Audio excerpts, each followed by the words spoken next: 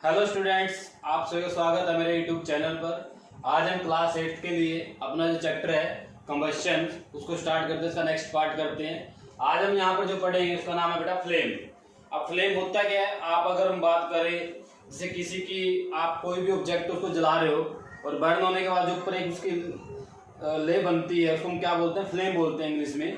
तो उसको डिफाइन कैसे करते हैं, वो एक ऐसा रीजन होता है बेटा, इसके अंदर देखो लिखा है मैंने, it may be defined as the region over which gases burn. वो एक ऐसा रीजन होता है जहां पर गैसेज बर्न करती हैं या जो सब्सटेंस है जो हम यूज कर रहे हैं वो बर्न करता है। और when you burn a piece of paper और ए वैक्स कैंडल अब जलाते हैं तो ए फ्लेम इज प्रोड्यूस। तो क्या लिखा है यहाँ पर, जब हम कैंडल को या एक पीस ऑफ पेपर को जलाएंगे तो उसकी क्या बनती है, फ्लेम बनती है, ऊपर एक ले बनती है बेटा। और ये मैंने आपको डायग्राम में दिखाया भी हुआ है। ये क्या हमारे पास एक कैंडल है बेटा, इसको हमने बर्न किया और ये इसकी फ्लेम बनी।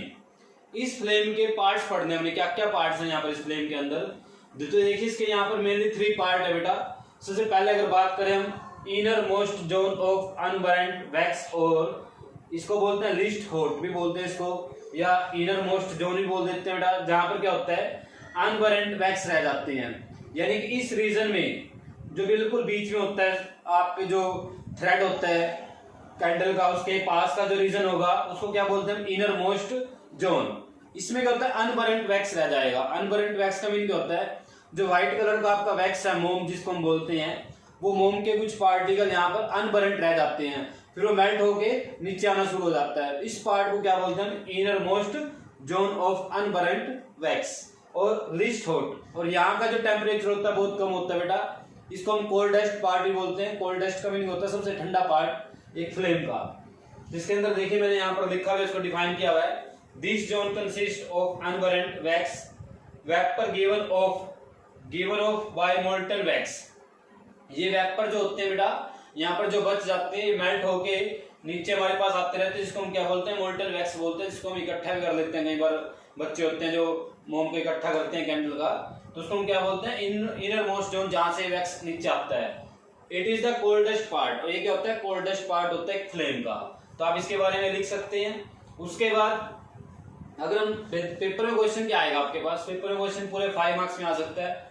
Define flame and draw a diagram of candle flame and explain the part of this flame. यहाँ पर मैंने 2 पार्ट्स को डिफाइन किया, उसके बाद हम 3rd पार्ट यहाँ पर लिख के उसको डिफाइन करेंगे। तो इसको देखिए, जो सेकंड पार्ट आता है वो कौन सा होता है बेटा, मिडल जोन। मिडल ये बेटा जो मैंने येलो कलर बनाया हुआ है, ठीक है ना, यहाँ पर जो ये येलो कलर बनाया मैंने, ये क्या यहाँ पर मिडल फ्लेम है, ठीक है ना। इससे बाहर वाला रीजन जो है, इससे ये जो ऊपर वाला रीजन है, इस रेड के और ब्राउन के बीच में जो कलर है, इसको क्या हम येलो दिखाया मैंने, इसको क्या बोलते हैं, मिडल जोन बोलते हैं बेटा। तो मिडल जोन में क्या होता है, middle zone of the particle combustion, ठीक है बेटा। पार्शियली कंबस्शन, पार्टिकल में क्या है, पार्शियली कंबस्शन है।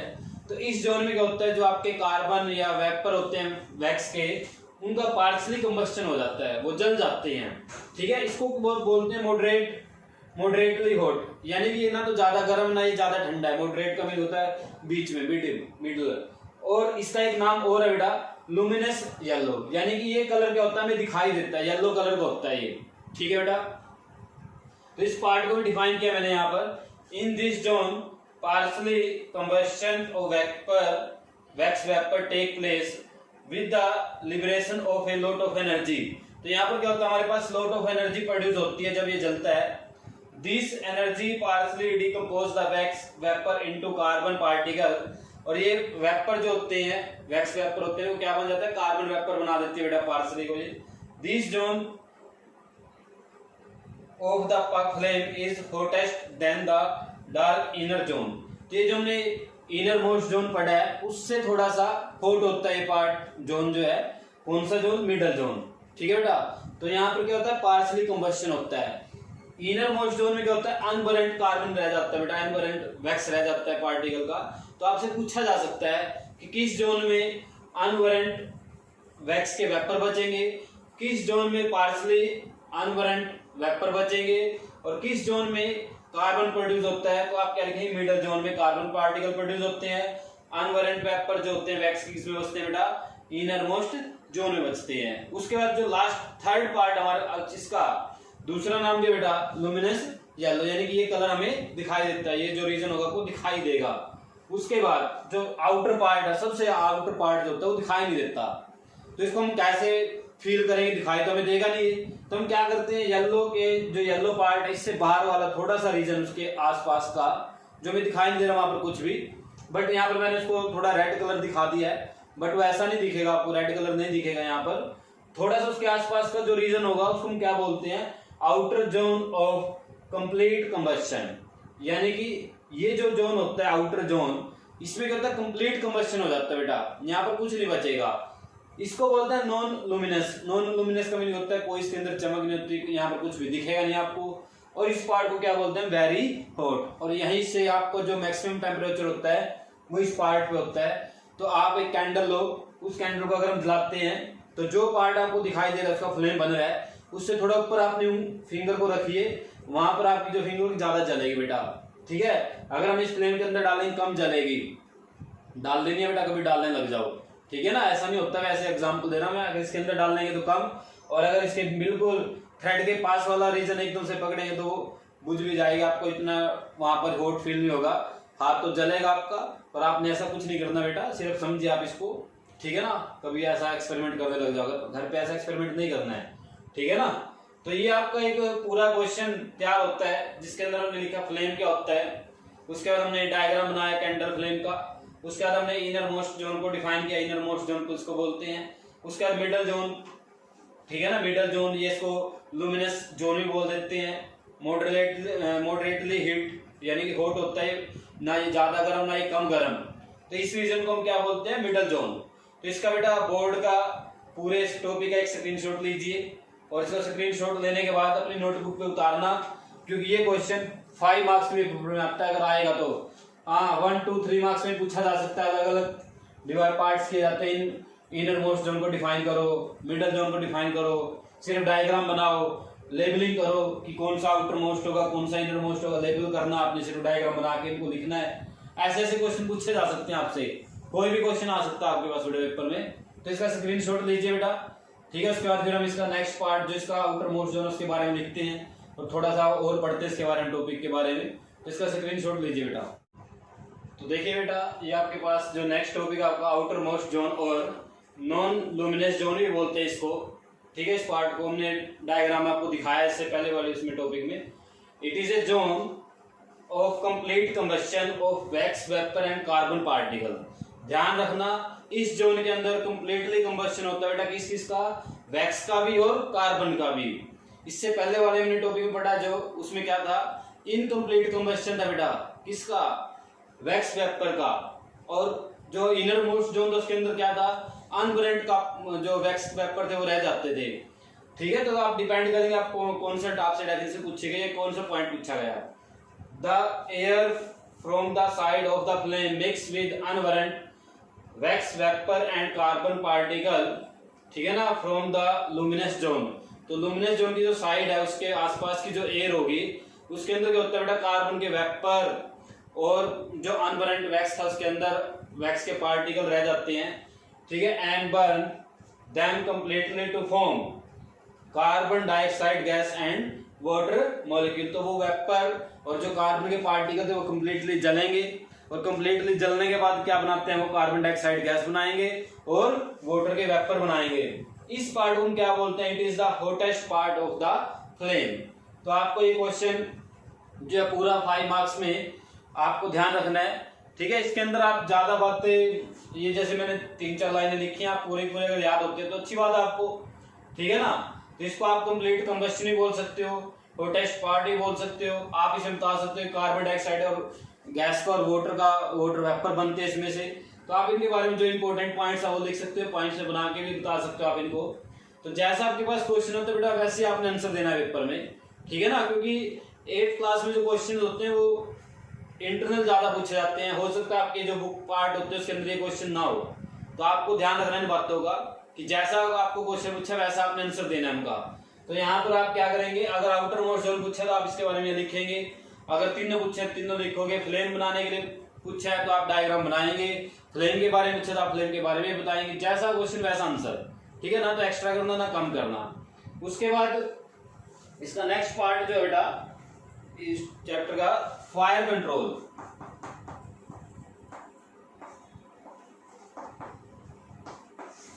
फायर कंट्रोल क्या होता है कि बाय चांस कहीं पर फायर या आग लग जाए और वहां पर हमें उसको कंट्रोल करना पड़ जाए, तो फायर कंट्रोल हम कैसे करते हैं, कैसे फायर को कंट्रोल किया जाएगा।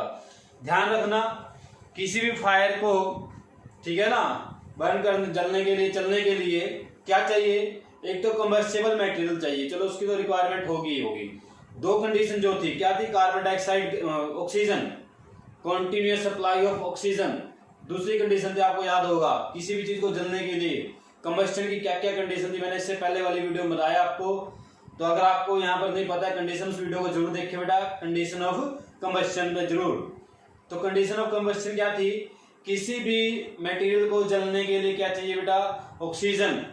दूसरा पॉइंट क्या था उसका, टेम्परेचर इग्निशन टेम्परेचर से ज्यादा होना चाहिए। दो पॉइंट आपको याद रखने हैं। और जब भी आपको फायर कंट्रोल करना है, इन्हीं दो पॉइंट को कंट्रोल करना पड़ेगा।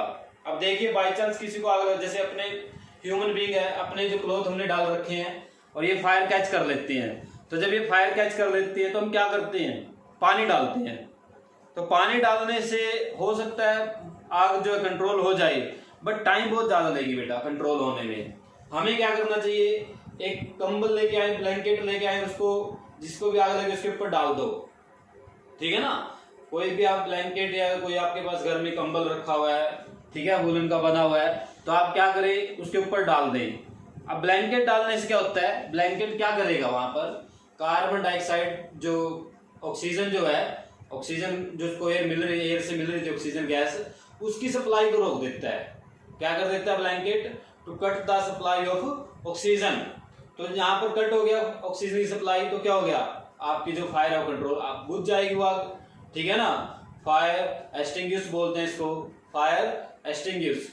एक्सटिंग्विश का मीनिंग होता है बुझाना, ठीक है ना। आपको लिखवा देता हूं मैं ये वर्ड, एक्सटिंग्विश क्या होता है।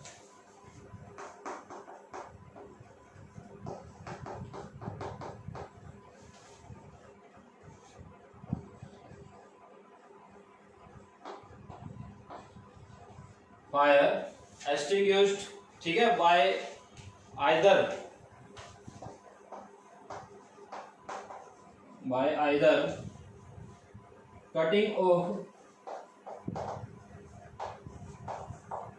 cutting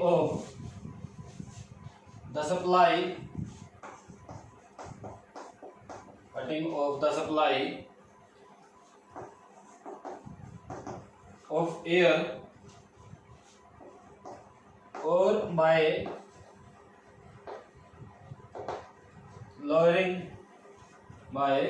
lowering the temperature to the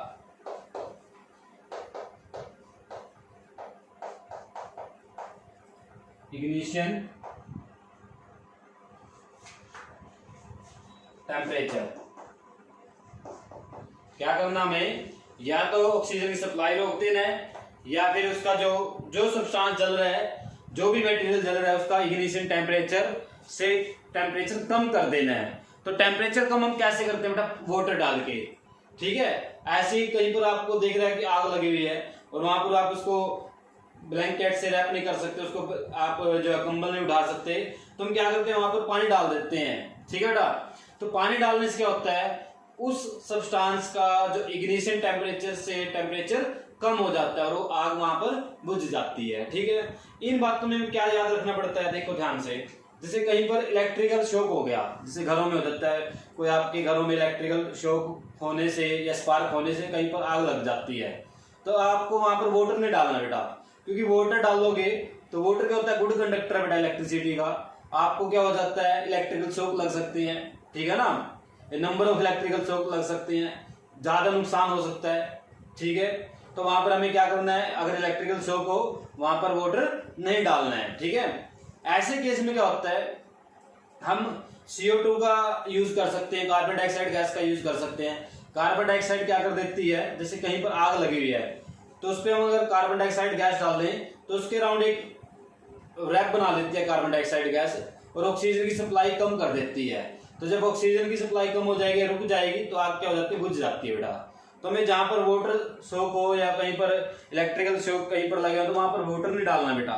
water डालने का नुकसान है, इलेक्ट्रिकल आग से तो बच जाओगे, करंट से मर जाओगे, करंट लग जाएगा आपको, ठीक है ना। ध्यान रखना इन बातों का, आई बात समझ में। तो इन चीजों को याद रखना है। अगर किसी को आग लग जाए तो आपने क्या करना है, उसको कंबल उठा देना है। और कहीं पर आप जैसे पेट्रोल या गैस सिलेंडर में आग लग जाए बाई चांस घर में किसी के, तो हमें उसको कैसे रोकते हैं उनको बेटा, आप उसके अंदर ऊपर क्या करें, मिट्टी डाल दें, ठीक है ना, सैंड डाल दें, मिट्टी डाल दें। तो उसके ऊपर डालने से क्या होगा, वो ऑक्सीजन की सप्लाई रोक देते हैं बेटा। वहां पर आप वाटर नहीं डालना, क्योंकि वाटर उसके ऊपर रहेगा नहीं, रुकेगा नहीं। आपने ऐसे केस में क्या करना है, उसके ऊपर हम क्या कर देते हैं, वहां पर सैंड डाल देते हैं। सैंड डालने से क्या होता है, ऑक्सीजन की सप्लाई रुक जाती है। तो हम ऐसे फायर को कंट्रोल कर सकते हैं इन केसेस में, ध्यान रखना। और क्या होता है, बचाने के तरीके होते हैं, जैसे कहीं पर पेट्रोल पंप है, पेट्रोल पंप पर कभी भी ऐसी चीज ना लेके जाएं जिससे स्पार्क हो सके, ठीक है ना। वहां पर स्मोकिंग करना भी अलाउड नहीं होता बेटा, मैच स्टिक भी लेके अलाउड नहीं है वहां पर लेके जाना। कहीं पर हम बाई चांस जला देते हैं और वहां पर एयर में जो पेट्रोल के वेपर प्रेजेंट होते हैं, ठीक है। घरों में अगर गैस लीक हो जाए, आपकी जो गैस लीक हो गई, तो उन चीजों को बचने का तरीका क्या होता है, जैसे गैस लीक हो जाए तो आपने किन किन चीजों का याद रखना है। कहीं पर आग नहीं जलानी बेटा पूरे घर में। किसी भी इलेक्ट्रिकल प्लग को ना तो ऑफ करना ना ऑन करना। अगर ऑन है तो ऑन रहने दो, ऑफ है तो ऑफ रहने दो। जब आप ऑन ऑफ करते हो ना, हो सकता है कहीं पर छोटी सी स्पार्क हो जाए, तो स्पार्क क्या करती है, आग पकड़ लेती है।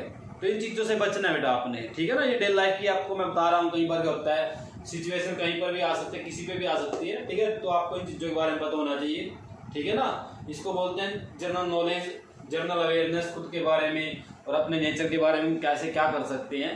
तो ये मैंने आपको चीजें इसलिए सिखाई हैं, ठीक है। हो सकता है आपको इसे बुक में तो कम मिले, मैंने आपको ज्यादा बता दी है, ठीक है। उसके बाद का जो नेक्स्ट पूछा है इसने, what happen when there is incomplete combustion. अगर कंबस्शन कंप्लीट ना हो, इनकम्प्लीट बोलते हैं उस कंबस्शन को, उस केस में क्या होगा, उस केस में क्या बनेगा, कैसे उसको हम डिफाइन करेंगे, तो उसके बारे में लिखते हैं बेटा।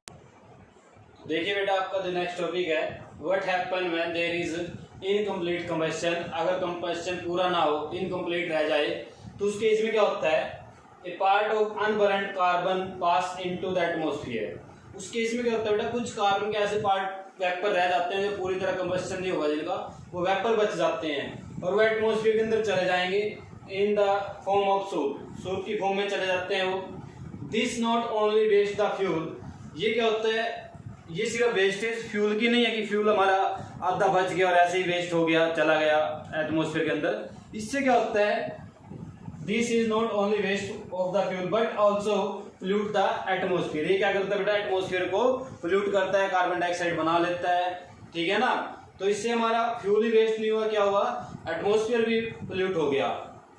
दूसरा क्या रीजन दिया हुआ है, कार्बन मोनोऑक्साइड इज फॉर्म। इस केस में क्या होता है, जो कार्बन प्रोड्यूस होता है कार्बन मोनोऑक्साइड भी बना लेता है बेटा, कार्बन डाइऑक्साइड भी बना लेता है।